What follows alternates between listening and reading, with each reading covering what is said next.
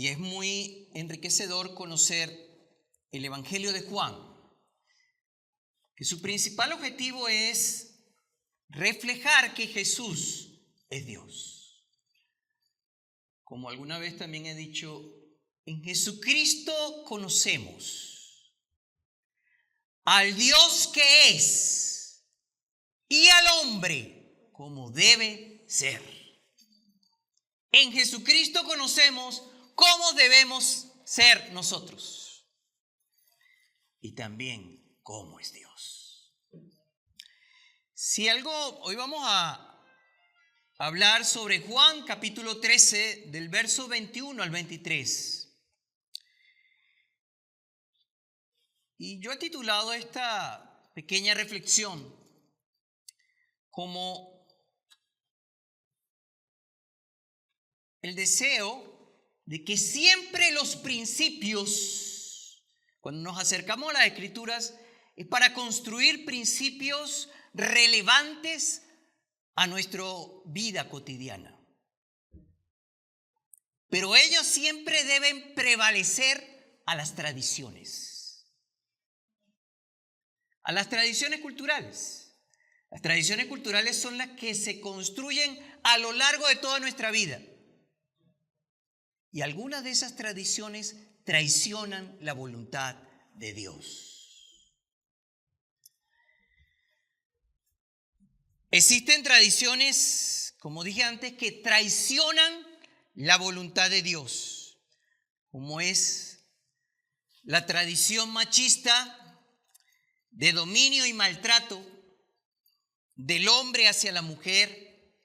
Esas son tradiciones culturales nuestras. Hay muchas tradiciones buenas, pero nombro o hago mención de las que pueden traicionar la voluntad de Dios porque, cuidado, porque muchas de esas traiciones pueden traicionarnos. Porque estamos inmersos dentro de todo un ambiente cultural que es el mundo. Y acuérdense que uno de los principales enemigos del creyente es el mundo. La tradición de la amistad por encima de la norma. Es decir, yo puedo pasar por encima de la norma para poder conservar tu amistad. No soy capaz de denunciarte y capaz de continuar la impunidad porque eres mi amigo.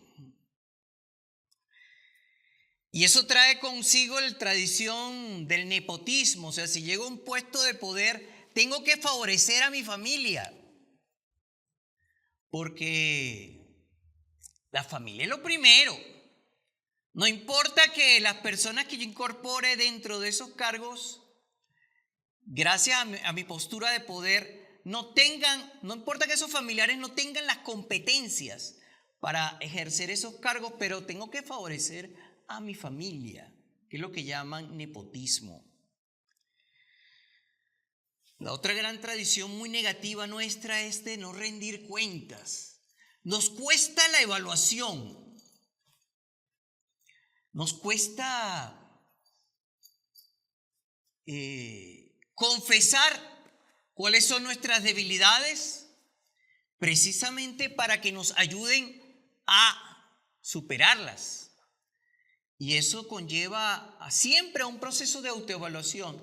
Pero la evaluación no únicamente puede ser individual, también tiene que ser conjunta, porque soy responsable también de toda una comunidad. Y mis errores siempre van a tener implicaciones. Por eso es que es necesario la confesión de pecados. Y la confesión de pecados siempre conduce a una rendición de cuentas. A nosotros nos gusta evadir esa rendición de cuentas o posponerla o ponerla más suavecita. Evadir la evaluación.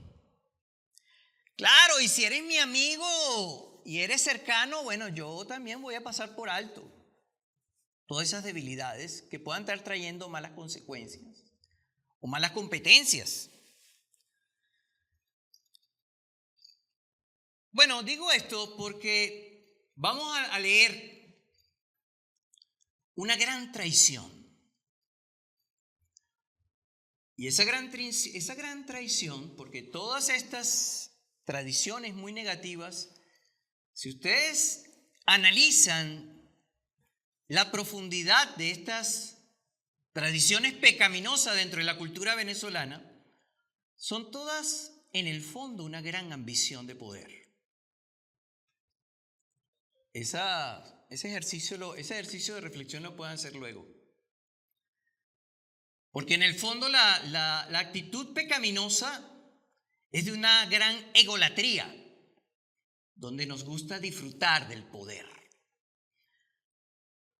Y el poder, sobre todo, de vivir vidas en independencia del Creador,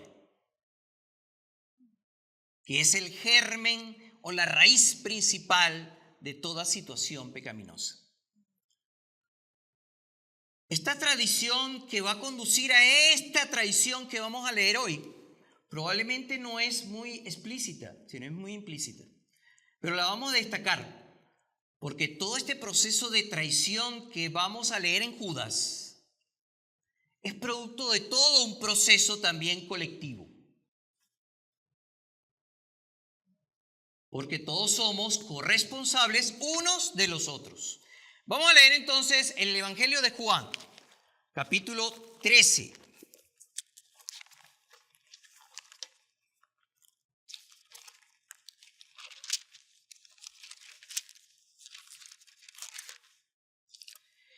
Desde el verso 21 hasta el verso 38. Entonces Jesús, muy angustiado, exclamó: les digo la verdad, uno de ustedes me va a traicionar.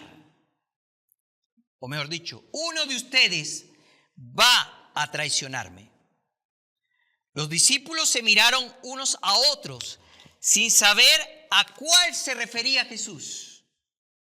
El discípulo a quien Jesús amaba estaba sentado a la mesa a su lado.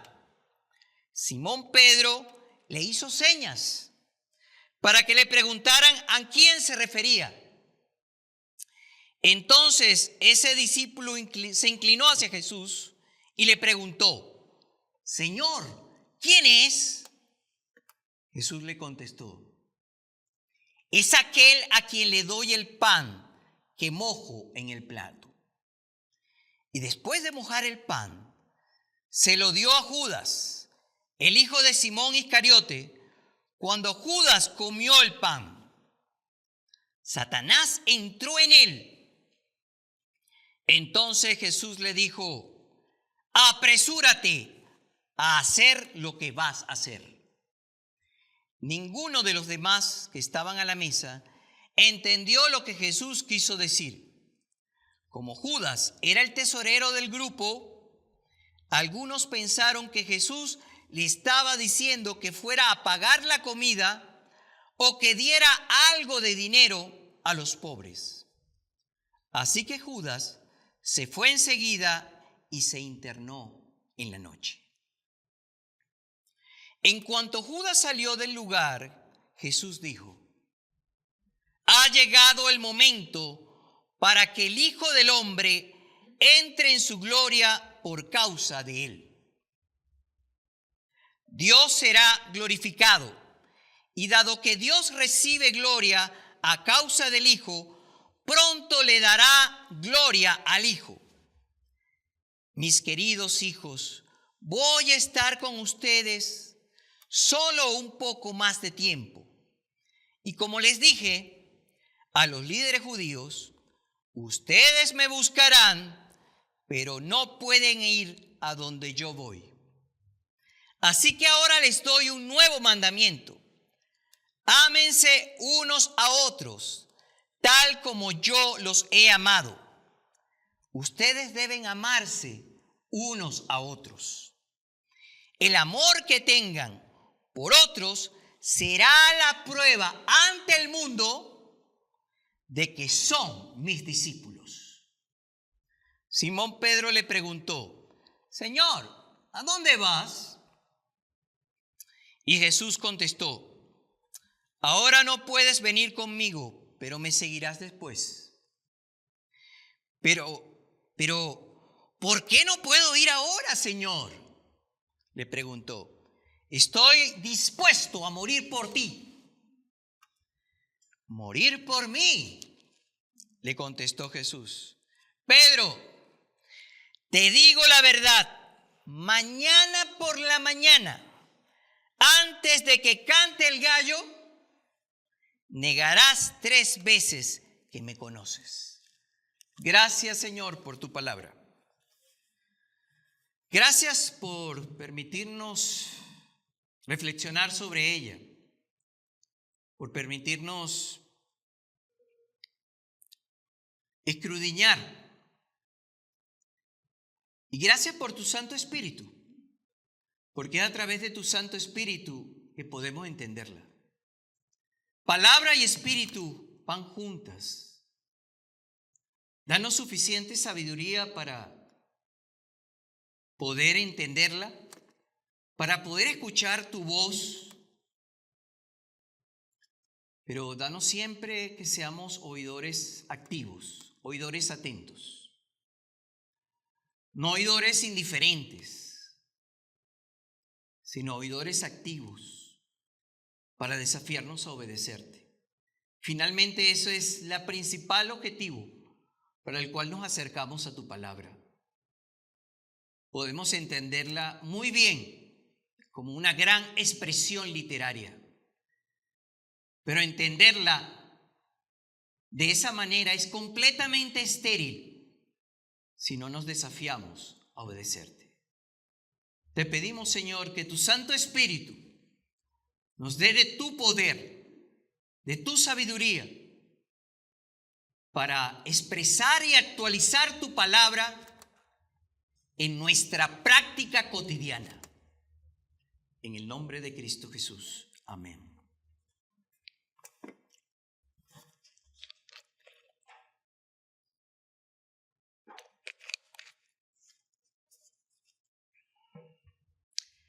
Evidentemente que aquí en Judas hay la demostración de una gran ambición de poder. Y creemos literalmente que Jesús es el principal responsable de su muerte. Y ciertamente lo es.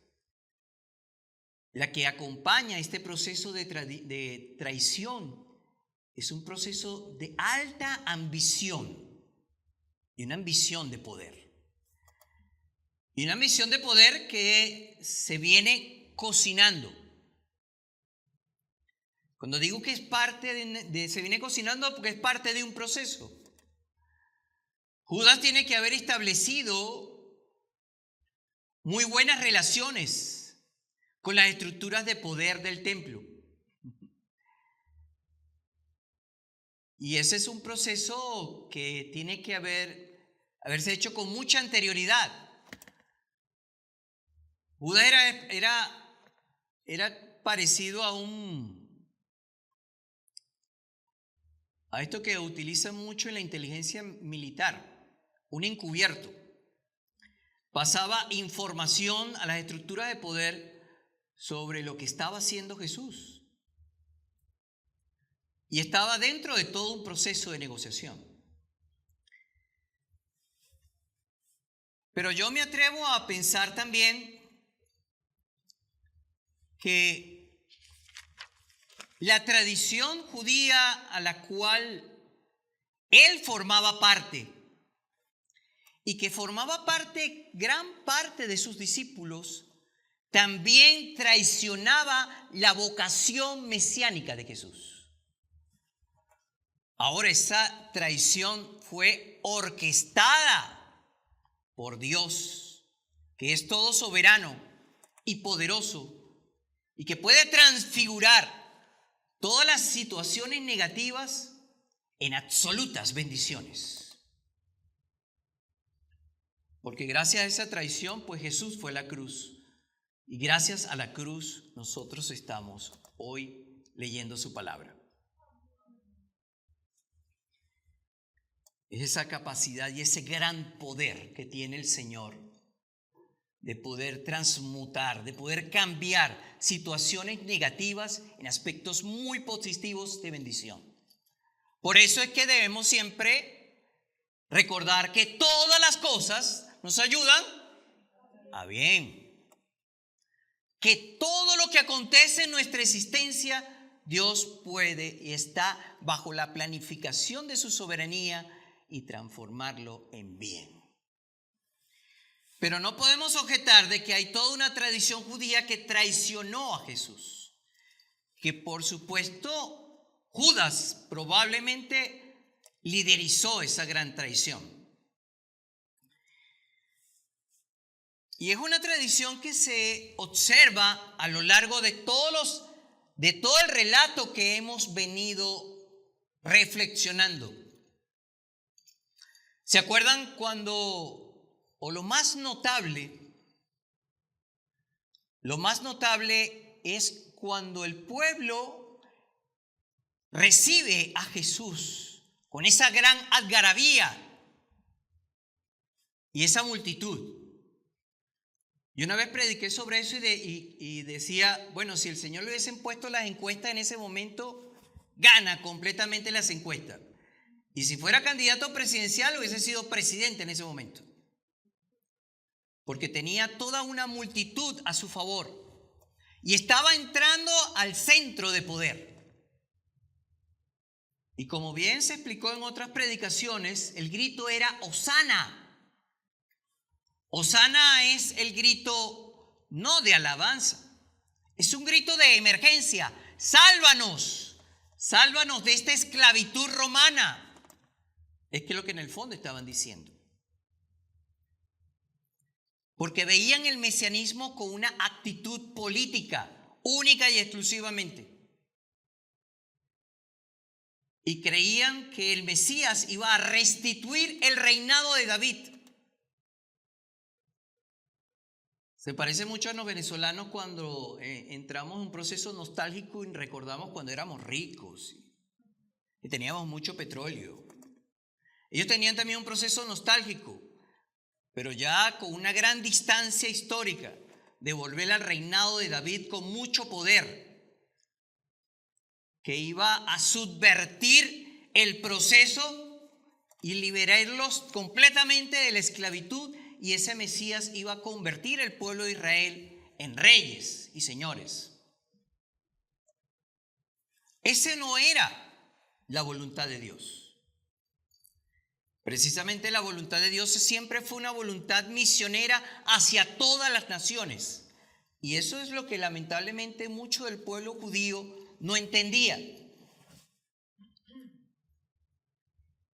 A pesar de también, hay que decirlo, de que tenían un proceso proselitista hacia los gentiles. Pero todavía creían en una superioridad etno-religiosa. Y eso lo manifiestan en muchos versículos los discípulos. Es una tradición que traiciona la voluntad de Dios. Porque no es un mesianismo concentrado para un pueblo, sino era un mesianismo para todas las naciones. Y ese fue el llamado de Jesús cuando entró al templo de manera agresiva. Este templo ha sido casa de oración para todas las naciones. Pero cuando leemos en el Lucas capítulo 24, por ejemplo, en el verso 21, dice él que es un proceso también de muchísima depresión.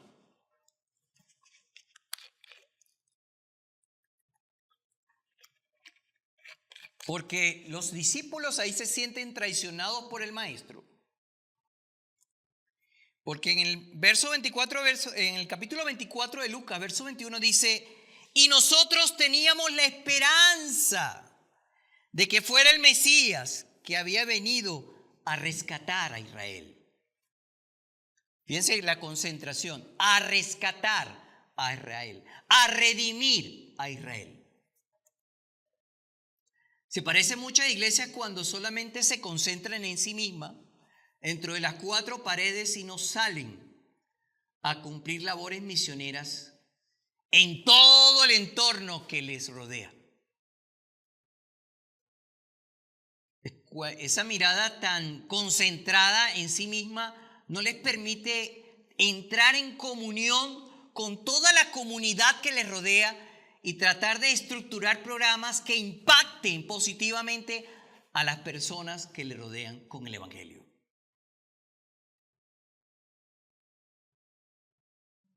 Esa tradición tan centrada en sí misma no era ajustada a la voluntad de Dios.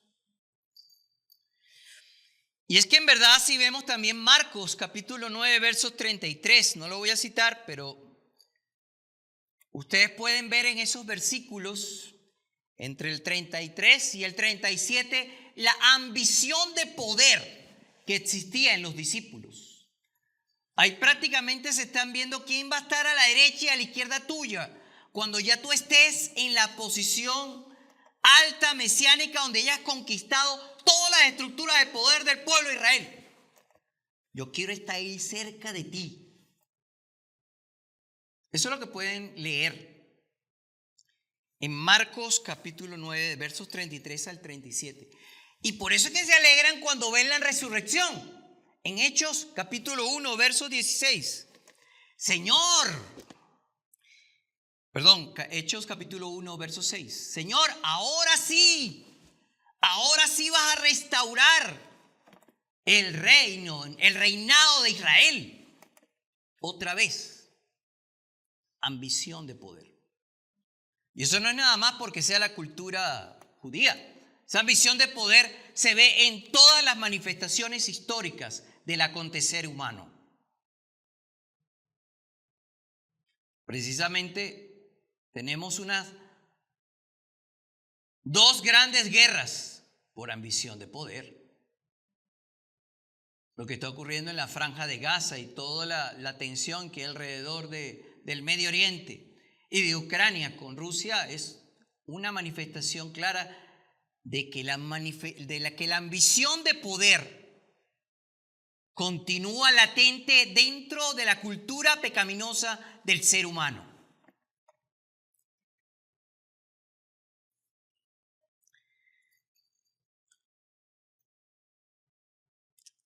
Y por eso es que ellos se sienten que el mesianismo de Jesús traiciona la ambición de poder político de sus discípulos y del pueblo. Por eso gran parte de las manifestaciones de su muerte, pues ven que no hay mucho pueblo que le acompañe. Y esta traición, que la de Judas fue la peor, fue una traición premeditada. Y no me cabe duda de que en él también había una gran ambición de poder, pero premeditada, donde concilió con las estructuras de poder para develar dónde estaba Jesús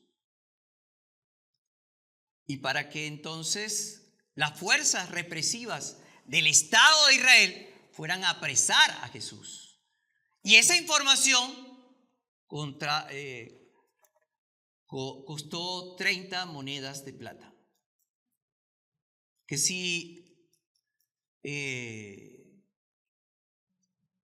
si averiguan en Éxodo capítulo 21, versos 31, es lo que valía un esclavo. Ahora eso es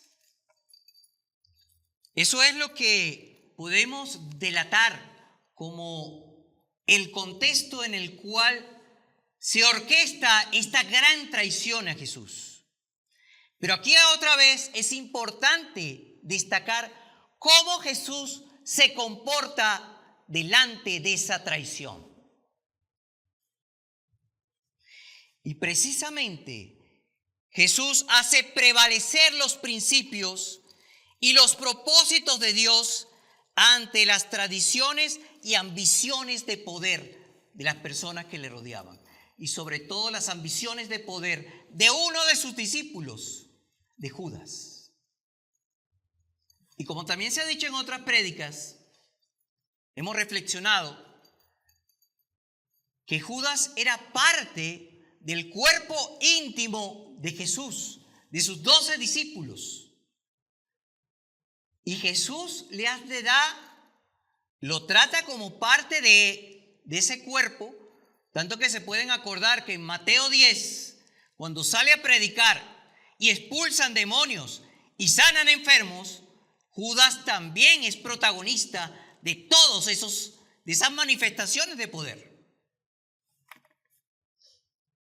Por eso es como dice en Mateo 7, no todo el que me dice Señor, Señor, es parte de mí. Y no solo, oye, salieron demonios, hubieron milagros. Pero esa no es la manifestación de obediencia a Dios.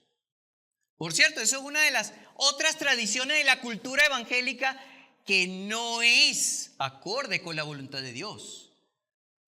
Creer que esos poderes ciertamente sobrenaturales son manifestaciones de la presencia en sí misma de Dios. Sí, ciertamente lo es, pero no es la manifestación absoluta. La manifestación absoluta de la presencia de Dios es su obediencia. Como bien me acuerda David Andrade, un predicador que yo conocí cuando recién estaba en los caminos del Señor, porque yo comencé en una iglesia pentecostal muy fuerte, pero me acuerdo que ella estaba muy empeñada en que hubiera avivamiento. Y la expresión de él, muy acertada, decía, avivamiento es obediencia a Dios. Y Jesús nuevamente aquí es el modelo de obediencia a Dios que no se subleva ante las tradiciones de su gente. Así no sea muy popular, así baja en el nivel de las encuestas. Porque Él no vino a ser popular, Él vino a cumplir la voluntad de Dios. Y es bueno saber que dentro de esa voluntad es que Judas estuviese dentro de ese cuerpo. Y le dio una gran responsabilidad, cuidar el dinero. Sin embargo, esa situación que hubo de tensión entre ellos, no la evadió.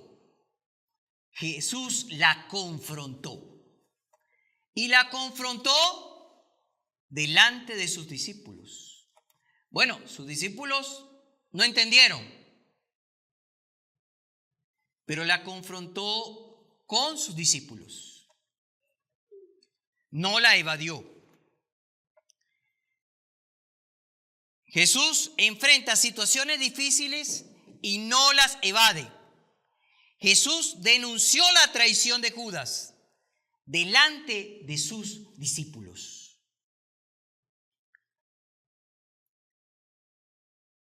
Y sabe que ya nada lo va a detener, porque el príncipe de este mundo comienza a tener posesión de él. Eso también a veces me acuerda mucho de un dicho que dice, cuando ves las barbas de tu vecino arder, pon las tuyas en remojo, ¿verdad? Él era discípulo y nosotros somos discípulos, ¿no? Y él se dejó llevar por las corrientes de este mundo y se dejó llevar por los designios de Satanás. Porque cuando tú planificas es porque regresas al pecado de manera reiterada. No hay un espacio de arrepentimiento, no hay un espacio de conversión. Y eso te hace insensible al pecado.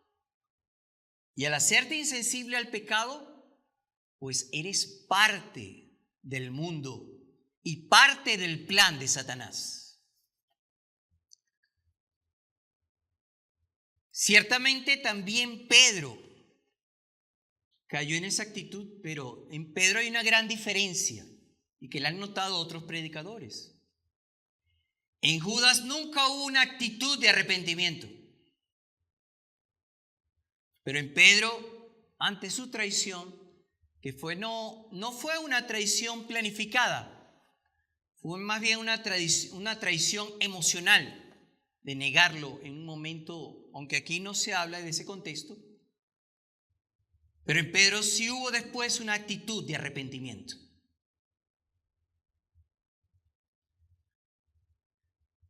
Ahora, esa actitud difícil no distrae a Jesús de el objetivo principal. Y como él mismo lo dice y lo ha delatado delante de sus discípulos, en cuanto Judas salió del lugar, dice: ha llegado el momento para que el Hijo del Hombre entre en su gloria. Por causa de él, Dios será glorificado. ¿Y aquí qué significa gloria?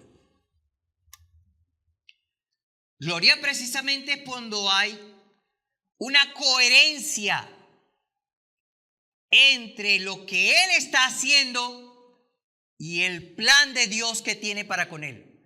Cuando hay coherencia entre su vida, su práctica cotidiana y la voluntad de Dios. Y por eso es que también cuando obedecemos a Dios, su gloria es también nuestra gloria. Porque a final de cuentas, glorificamos a Dios es gracias al poder de Dios. Y como bien dijo Pablo, el que quiera glorificarse en algo, glorifíquese en el Señor.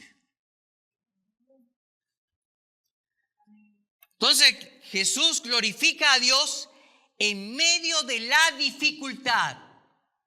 No es la dificultad quien lo amilana, no es el mundo quien lo lleva a traicionar la voluntad de Dios, sino precisamente Jesús, en la figura de Judas, lo confronta esa tradición y nuevamente aclara con sus discípulos cuál es el propósito de su vida.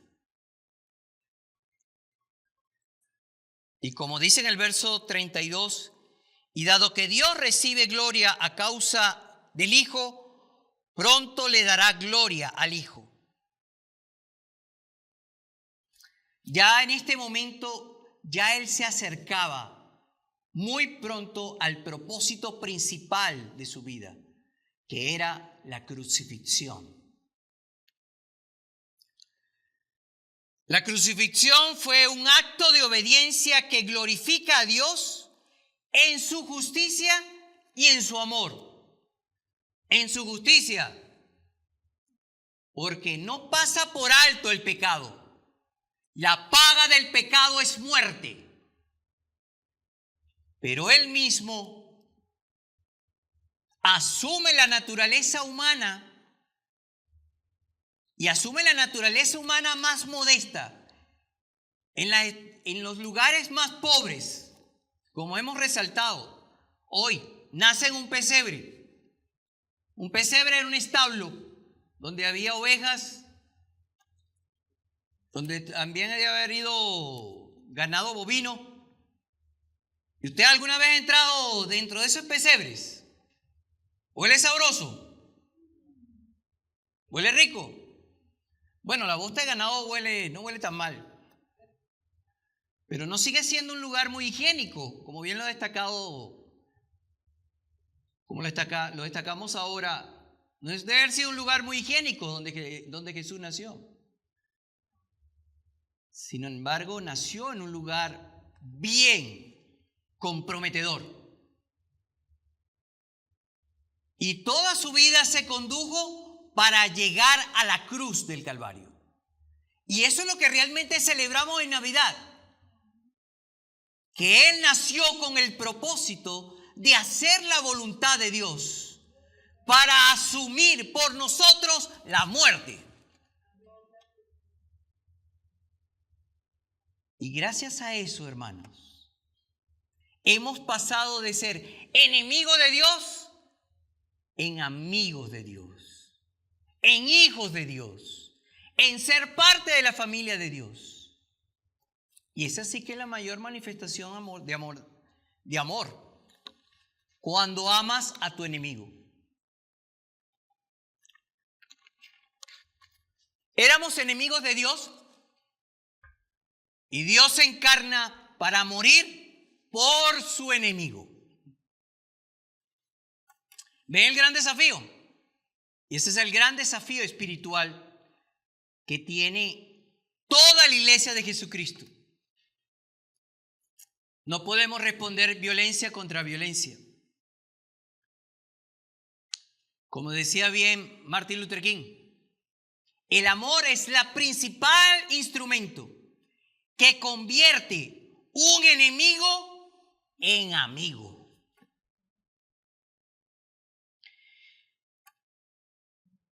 Y como reitero, la crucifixión fue un acto de obediencia que glorifica a Dios en su justicia y amor. Y en Jesús se convierte en un modelo de siervo sacrificial.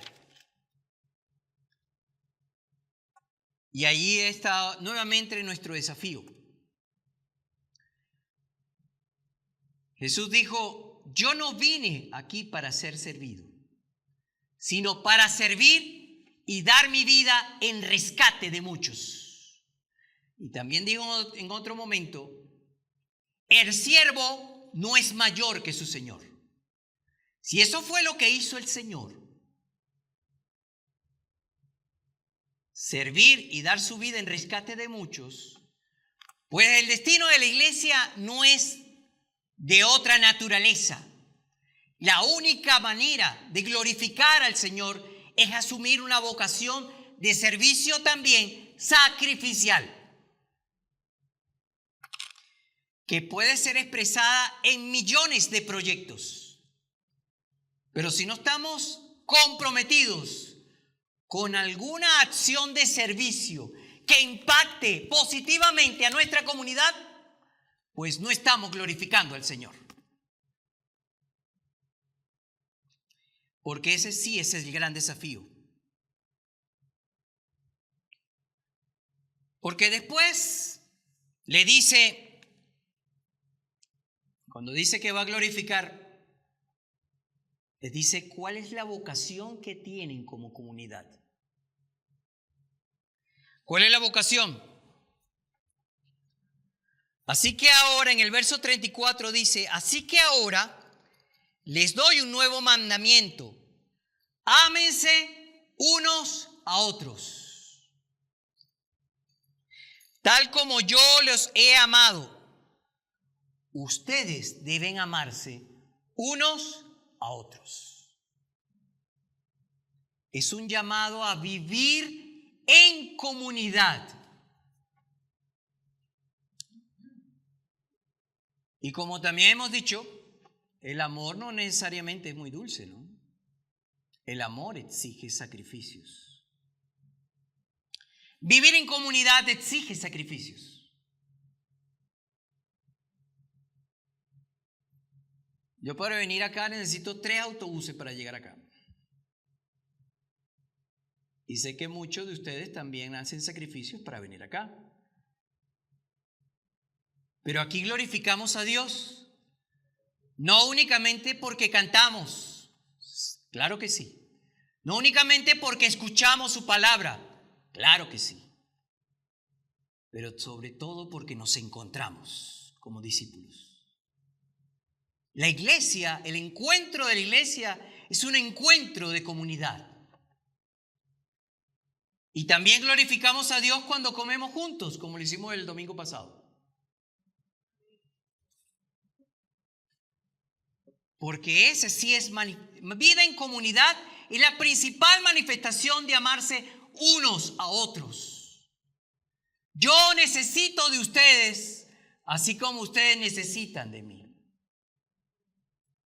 Yo con ustedes soy fuerte, como ustedes también son fuertes junto conmigo. Porque somos parte de un cuerpo. Y ninguna parte del cuerpo puede estar aislada del cuerpo. Si usted me corta este dedo en divorcio con mi cuerpo, va a morir muy pronto. Porque ya está completamente interdependiente unos de otros. Por eso que la principal señal de glorificación a Dios y de obediencia a Dios es la vida en comunidad. El amor que tengan, en el verso 35, el amor que tengan unos por otros será la prueba ante el mundo de que son mis discípulos. El amor es el sello de calidad de que el poder del Espíritu Santo está en medio de la iglesia. Y evidentemente el amor no se queda concentrada en sí misma. El amor siempre se proyecta hacia afuera. Por eso es que la iglesia es un gran centro constructor de proyectos que impacte la comunidad que le rodea. Y esos proyectos están compuestos de discípulos que quieran impactar positivamente a su comunidad. Cuando hablamos de Ana Karina, de Gilsay, de Alexander Medina, y oramos por ellos, es porque es un gran proyecto de extensión del Evangelio que va a impactar a la comunidad Joti y que continúe impactando a la comunidad Joti. Cuando oramos, espero que oren por lo que se hace cada domingo con los niños en la mina de Baruta. Y mi oración es que esos niños se conviertan en misioneros en sus hogares. Porque a temprana edad han sido sellados con el contenido del Evangelio. Y cuando digo sellados, hermanos, porque me recuerdo mucho, hay un gran libro escrito por Jorge León, se llama Principios de Psicología Pastoral.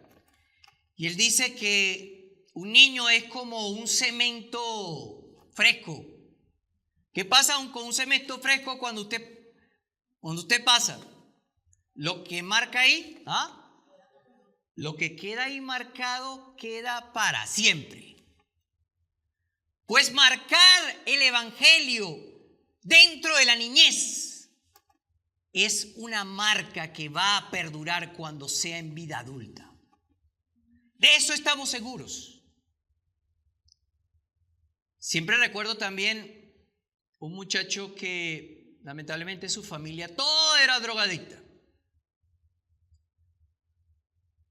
Y él iba a los planes vacacionales porque tenía la expectativa de la merienda. Oye, ¿y dónde me van a dar comida? ¿Dónde me van a dar dulces? Y estos evangélicos me hacen pasar un rato agradable. Eso es lo que él decía cuando era niño. Pero el evangelio era escuchado en él. Al tiempo, se le olvidó de los planes vacacionales. Con esa familia, pues, también empezó a hacer planes de malandrismo. Él también se metió en el negocio de la droga. Él también se dedicó al robo. Afortunadamente no llegó a asesinar. Pero una vez fue incautado. Y cuando fue preso por la policía y empezó entonces a vivir en la prisión, inmediatamente empezó a acordarse de todas las historias bíblicas que había escuchado cuando era niño. Y ahí clamó a Dios. Y ahí le dijo al Señor: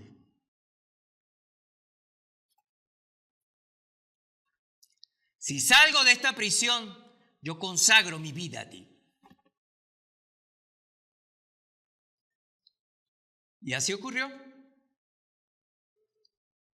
Hoy estudió pedagogía de educación física y utiliza la educación física para predicar el evangelio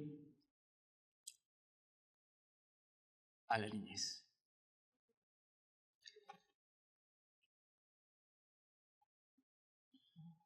Nada de esos proyectos, por más modestos que sean,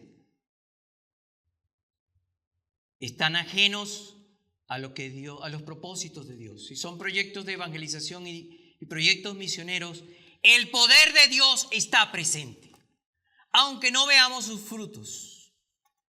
Pero nuestro objetivo es predicar la palabra de Dios donde estemos. Y él fue el modelo principal de servicio sacrificial.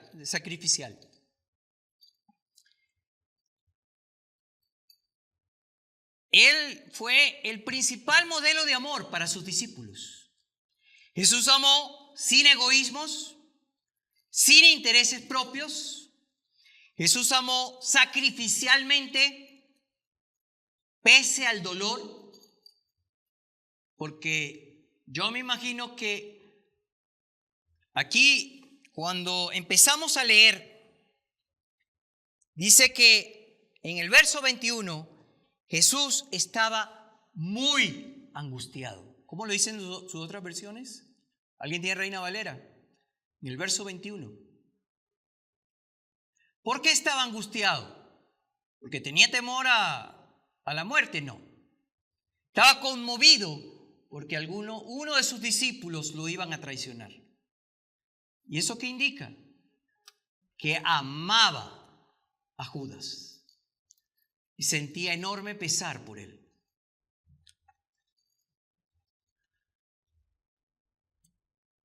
Por eso que Jesús es un amor sacrificial pese al dolor.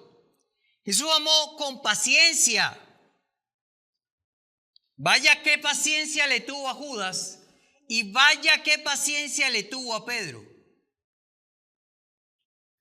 Recuerdo que Pedro también era cautivado por la cultura mesiánica judía. Cuando él confiesa a Jesús como el Hijo de Dios, y él, después que Jesús narra cómo va a ser su final, Pedro le dice: no te acontezca esto, maestro. Estaba en contra, esa tradición estaba en contra de los propósitos que Dios tenía para con Jesús. Por eso, en ese momento fue reprendido muy fuertemente por Jesús. Pero eso no significó ser execrado de la comunidad. Como Judas nunca fue execrado. Él mismo se autoexecró. Así que en Jesús hubo un trato paciente, comprensivo hacia todos sus discípulos, incluyendo a Judas. Porque Jesús amó perdonando. Y perdonando no significa impunidad. Perdonando es que siempre voy a pasar por alto lo que has hecho para abrirte otro espacio al arrepentimiento y a la conversión.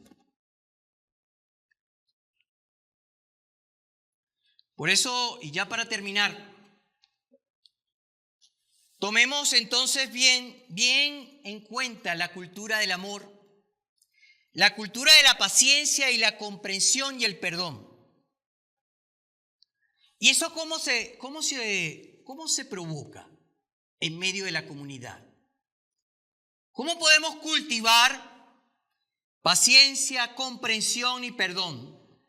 Que serían elementos, unas cualidades imprescindibles para la cultura del amor. Es la cultura coincidente con la voluntad de Dios. Bueno, para empezar, nunca dejemos de reunirnos. Nunca dejemos de vivir en comunidad. Pero esa reunión tiene que tener sentido de calidad. Y la calidad se manifiesta cuando nos escuchamos atentamente unos a otros con respeto. Cuando somos capaces de intimar unos a otros. E intimo uno a otro, oye, también para practicar la oración unos por los otros. Porque en la medida que yo conozco más tu vida y tú conoces más de la mía, eso me permite orar con mayor sentido y significado. ¿No es verdad? Y eso me ayuda también a valorar profundamente el proceso de Dios de manera individual en cada uno de mis hermanos. Porque todos somos diferentes y todos somos especiales. Y la palabra que sale de ti para transmitirme lo que te está pasando, bien sea en fracasos, bien sea en aciertos, bien sea en éxitos o no, bien sea en conflictos, me transmite parte de tu vida que yo debo escuchar atentamente y que también debo comprometerme, porque si vivimos en comunidad estamos comprometidos unos con los otros, porque si no, no hay amor. Si no es pura hipocresía.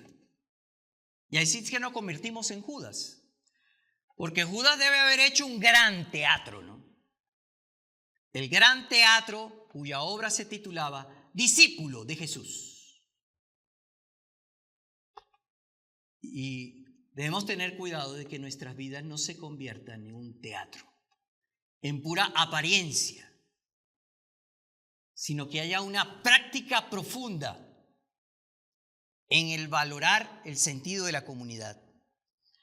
Y esa confianza y esa coinonía, ¿a qué nos lleva? A hablar abiertamente de nuestros sentimientos delante de la comunidad. Porque siento confianza, siento que me ama. Donde hay afecto, no tengo por qué ocultar. Hablo de manera abierta y franca. Por eso a mí me incomoda, lo he dicho en otras prédicas, cuando tú me dices, perdóname hermano, que te diga esto con sinceridad. Oye, quiere decir que si no hubo sinceridad, tú estás legitimando la mentira. Y entonces no hay amor porque no hay confianza. Porque el sentido de comunidad, el sentido de escuchar, de hablar abiertamente es porque sentimos confianza. Y nos sentimos con confianza porque estamos dentro de una comunidad que me ama. Que me tiene paciencia, que me perdona, que me comprende. Y que ora por mí.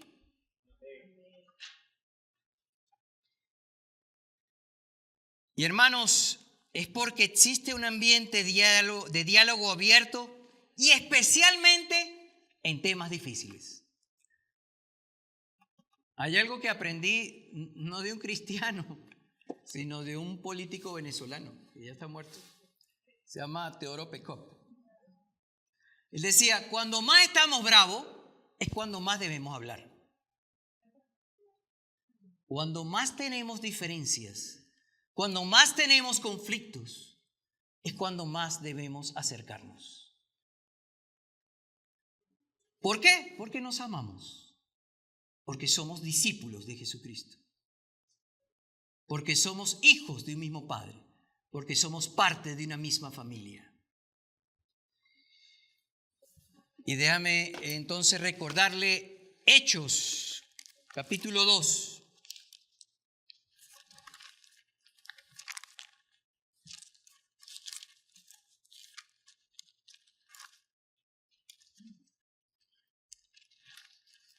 Lo hemos leído otras veces, pero a mí me encanta siempre destacarlo.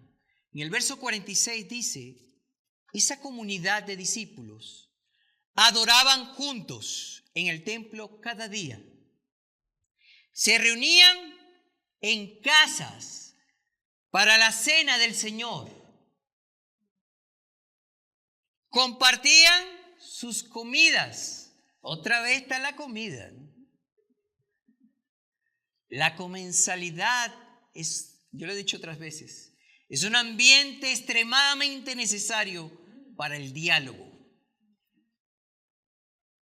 Por cierto, una de las grandes cosas uno de los grandes aspectos que destacó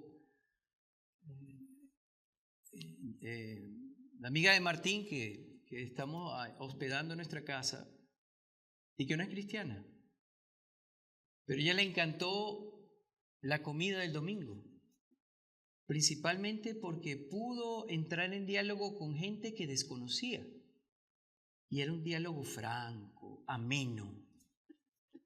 Se sentía en familia.